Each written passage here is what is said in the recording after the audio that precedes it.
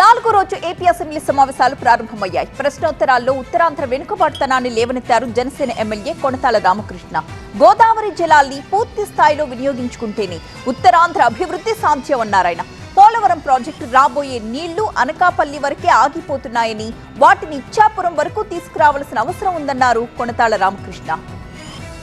మన ముఖ్యమంత్రి గారికి ధన్యవాదాలు తెలియపరుస్తూ దేశంలోనే నెంబర్ 1 ముఖ్యమంత్రిగా నిన్ననే సర్వేలో రిపోర్ట్స్ ఇచ్చారు అధ్యక్ష. దీంతో పాటు ముఖ్యమంత్రిగా ప్రమాణ స్వీకారం చేశాక మొట్టమొదటిగా వారు వచ్చింది ఉత్తరాంధ్ర వచ్చి పోలవరం లెఫ్ట్ కెనాల్ చూడటం జరిగింది అధ్యక్ష.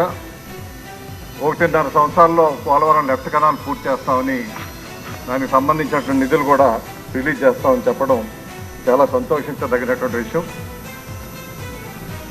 అధ్యక్ష. వాటితో పాటు పోలవరం వల్ల ఉత్తరాంధ్ర పూర్తి స్థాయిలో అభివృద్ధి చెందేటువంటి అవకాశం లేదు అధ్యక్ష. ఈరోజు వలసలు చూస్తే దేశంలో ఎక్కడ చూసినప్పటికీ ఉత్తరాంధ్ర నుంచి వెళ్ళిన వాళ్ళే వలసలకు వెళ్తున్నారు అధ్యక్ష. చనిపోతున్న వాళ్ళు ఎంతోమంది ఉన్నారు. మనకి హైదరాబాద్ వెళ్ళి ఏ అపార్ట్మెంట్కి వెళ్ళినా అక్కడ వాచ్మెన్గా పనిచేస్తుంది ఉత్తరాంధ్ర నుంచి వచ్చినటువంటి వాళ్ళు. అంటే జీవనాధారం లేక వలసలు వెళ్ళిపోతున్నటువంటి పరిస్థితులు ఎక్కువగా ఉన్నాయి అధ్యక్ష.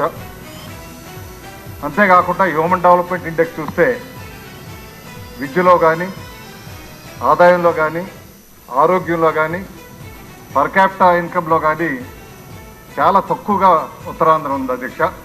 ఈవెన్ కేంద్ర ప్రభుత్వం ఇచ్చినటువంటి స్టాటిస్టిక్స్ ప్రకారం నార్త్ ఈస్టర్న్ స్టేట్స్ కంటే అత్యంత తక్కువ ఆదాయం ఉన్నటువంటి ప్రాంతం అధ్యక్ష.